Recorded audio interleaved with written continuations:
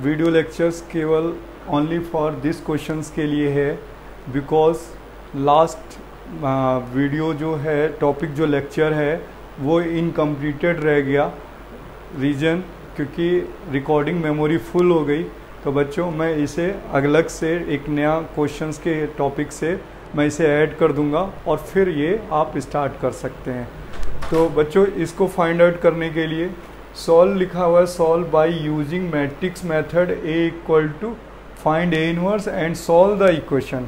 तो बच्चों हमें इसे मैट्रिक्स मेथड से सॉल्व करना है। तो सबसे पहले हमें बोला गया है कि आप ए इनवर्स फाइंड करिए। क्या फाइंड करिए? ए इनवर्स। तो यहाँ पर ए दिया है और ए इनवर्स हमें फर्स्ट फाइंड करना, फिर सॉल्व करना इस इक्वेशन को। तो बच्चों इसी क्वेश्चन की हेल्प यहाँ मिल जाएगी। पहले हम ए इनवर्स फाइंड कर लेते हैं, फिर हमें यहाँ पे नीड पड़ेगी तो हम यहाँ ए इनवर्स की वैल्यू फाइंड पुट कर लेंगे। तो देखिए कैसे करना होता है इस क्वेश्चन को। देखिए सबसे पहले हमें ए गिवन है 2 3 1 -3 2 1 5 -4 एंड -2। सबसे पहले डेट ए चेक करते हैं बच्चों। क्या चेक करते हैं? डेट ए, डिटर्मिनेंट ऑफ ए। क्या ये 0 है क्या? तो देखिए यहाँ पे 2 लेंगे तो ये वैल्यू हो जाएगी -4 और माइनस +4, फिर हो जाएगा +3, तब ये हो जाएगा 3 2 जा 6 और +4 और फिर देन होगा +5 3 -2। तो ये वैल्यू कैलकुलेट हो करके डिटर्मिनेंट ए इक्वल टू आ गया 0, 4 एंड 6 -2, ये 0 हो गया, 3 -2 हो गया, +5 × 1 हो गया, ये वैल्यू हो गई -6 + 5, यानी ये वैल्यू -1 है। लिखेंगे because det A equal not 0, यानी ये नॉन सिंगुलर है। ठीक है, और नॉन सिंगुलर है तो बच्चों ए इनवर्स क्या करेगा? एग्जिस्ट करेगा। ठीक है, अब सबसे पहले हमने ए इनवर्स एग्जिस्ट करेगा यानी डेट ए से पता चल गया। अब बच्चों हम इसके एडजॉइंट ए फाइंड करने वाले हैं। क्या फाइंड करने वाले हैं? एडजॉइंट ए फाइंड करेंगे इस क्वेश्चन का। तो बच्चों एडजॉइंट ए फाइंड करने के लिए हमें सबसे पहले क्या निकालना पड़ता है? कोफैक्टर्स निकालने पड़ते हैं। क्या निकालने पड़ते हैं? कोफैक्टर्स। तो हम सबसे पहले इसके कोफैक्टर्स निकालेंगे। तो कोफैक्टर्स निकालने के लिए हमें 3 कॉलम की ज़रूरत पड़ती है बच्चों, और एनसीईआरटी में जिस प्रोसेस से आप लिखेंगे वही मेथड मैं आपको बता रहा हूँ। बच्चों हम सबसे पहले कोफैक्टर्स फाइंड करने जा रहे हैं। क्या? कोफैक्टर्स। तो कोफैक्टर्स ऐसे हमने बताया था कि आप पहले C11 निकालेंगे, फिर C12 निकालेंगे, C13 फाइंड आउट करेंगे। इस टाइप से आपको कोफैक्टर्स निकालने हैं। फिर आपको निकालने हैं C21 निकालना है, C22 निकालना है और C23 निकालना है। ये कोफैक्टर्स आपको फाइंड करने हैं। ठीक है, तो और ये बताया गया था कि पहला पॉजिटिव होगा, देन निगेटिव होगा, फिर पॉजिटिव होगा, फिर निगेटिव होगा, और ये पॉजिटिव और ये निगेटिव होगा कोफैक्टर्स के लिए। फिर एक केस और रह जाता है जिसमें हम फाइंड करेंगे C31, ठीक है, C32 माइनस और ये प्लस एंड C33। तो बच्चों इससे हम एडजॉइंट ए निकाल लेंगे ट्रांसपोज करके। तो बच्चों आगे बढ़ते हैं, हम C11 को निकालते हैं। तो C11 क्या हुआ बच्चों? 2 2 जा 4, -4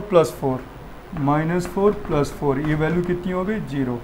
फिर ये वैल्यू हो गई सेकंड, -6 + 4, -6 + 4, बच्चों ये वैल्यू आ जाएगी 2। फिर हो जाएगा C13, 3 - 2 यानी 1, C21। तो अब बच्चों ये 2 और ये 1, तो 3 2 जा 6 -5, तो 6 -5, ये वैल्यू बनी -1। 2 2 पे ये वाला हो जाएगा -4 -5, -4 -5, इट मीन्स -9।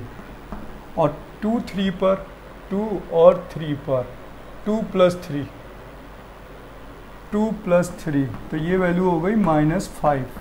ठीक है, अब 3 1 पे आते हैं, 3 और 1, ये हो जाएगा 3 4 जा 12 -10, 12 - 10 यानी ये वैल्यू हो गई 2। फिर 3 1 3 2 -8 4 2 जा 8 -8 -15 -8 -15 ये हो गया +23, ठीक है। इसके बाद ये लास्ट वाली हो गई 2 2 जा 4 +9 4 + 9 ये वैल्यू हो गई 13। अब बच्चों एडजॉइंट ए फाइंड हो गया, ट्रांसपोज निकाल देते हैं। तो ट्रांसपोज जब निकालेंगे तो ये जाएगा 0 2 1 -1 -1 -9 -5 2 23 एंड 13। एडजॉइंट ए फाइंड हो गया। बच्चों ए इनवर्स क्या होता है? Adjoint A upon determinant of A. तो डिटर्मिनेंट ए की वैल्यू कितनी है? -1। तो बच्चों यहाँ -1 पुट करेंगे तो ये सारे साइन चेंज हो जाएंगे, तो ये वैल्यू कितनी हो जाएगी? 0 -2 -1 1 9 एंड 5 -2 23 एंड 13।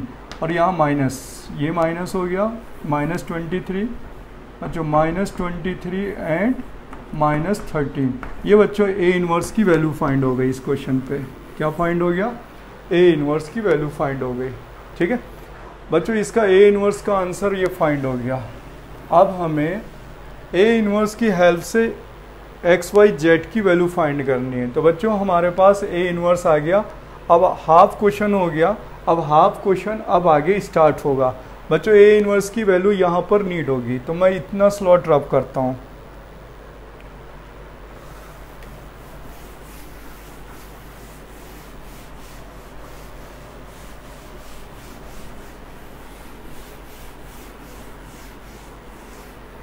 देखिए अब हम इस इक्वेशन को किस फॉर्म पे लिखेंगे? मैट्रिक्स फॉर्म पे। क्या लिखा हुआ है? 2x - 3y + 5z = 11, 3x + 2y - 4z = -5, x + y - 2z = -3।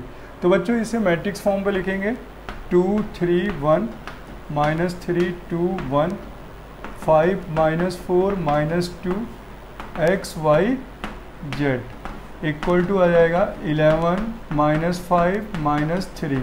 ये बच्चों ए हो गया, ये कैपिटल एक्स हो गया और ये कैपिटल बी हो गया।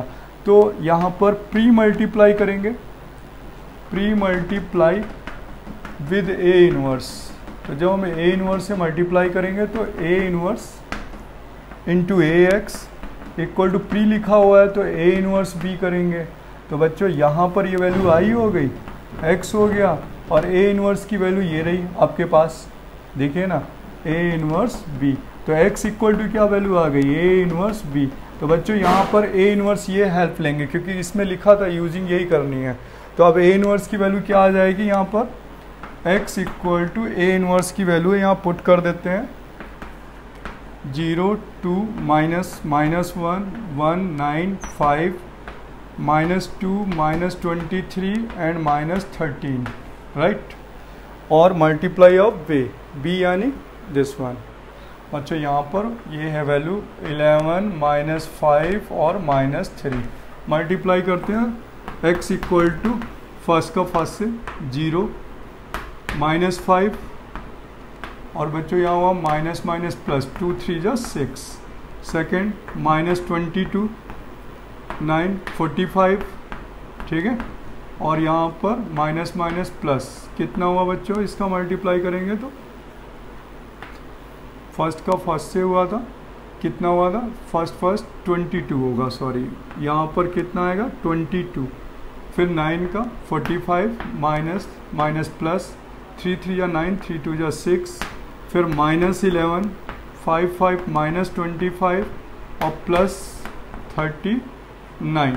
तो बच्चों x की वैल्यू क्या है यहाँ पर? x y z। ये रही x किसको अज्यूम किया था? x y z को। और यहाँ पर वैल्यू कितनी आ गई? हियर इज 1 और ये वैल्यू हो गई माइनस का 4 2 बच्चों 67, तो ये वैल्यू 2 आ गई। और यहाँ पर हो गई वैल्यू 36, तो ये वैल्यू 3 आ गई। यानी x की वैल्यू बच्चों कितनी आ गई? 1, x की वैल्यू 1 आ गई, y की वैल्यू 2 आ गई, z की वैल्यू 3 आ गई। तो x y z की वैल्यू 1 2 3 हो गई। तो बच्चों ये जो टॉपिक होता है और ये मोस्ट इम्पॉर्टेंट 5 मार्क्स का क्वेश्चन होता है और अल्टरनेट ईयर्स में तो यही क्वेश्चन पूछा जाता है जो मैंने अभी आपको बच्चों बताया।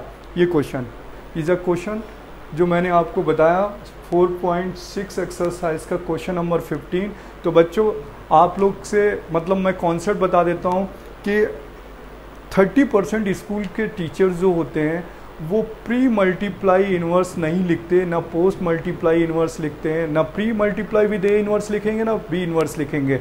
फिर जब स्कूल टीचर के पास कॉपी पहुंचती है तो वो भी डायरेक्टली मार्क्स दे देते हैं। लेकिन हमें सिली मिस्टेक, देखिए मैं कभी भी एनसीईआरटी के टॉपिकों को टच नहीं करता था, लेकिन होता क्या है जब हम जेई का पढ़ाते हैं, एडवांस का पढ़ाते हैं, तो हमने देखा कि बच्चे एनसीईआरटी में मिस्टेक कहाँ पर करते हैं। तो ये बच्चों मैंने 2 टाइम्स 3 टाइम्स मैंने इसकी कई वीडियोस बनाई हैं।